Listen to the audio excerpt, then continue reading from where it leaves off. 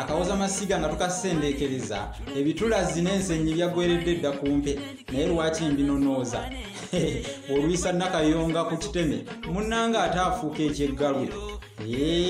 n'olusaave tolulwisanga ku kyannalugoba kubanga oyinza okwekanga nga lukazi nga lukutte ate nga mu butuufu ensalwebwa ku ntawumba efunamu akadda nnyuma nange munnabusiro ne mbagamba nti omunyumya talojja birooto ate omutikke talinda era ne mbagamba nti akuba entungo tayogera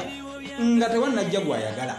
munnange bwe bityo bwe biri akati njagala okubabuuzaako muti eyo gye gusinziira yonna okubeera nga mugoberera nga mwetaaga okuyiga ebintu bino ate nga mu butuufu mubyetaagira ddala bannange nga mubyagazisa n'abalala muli ba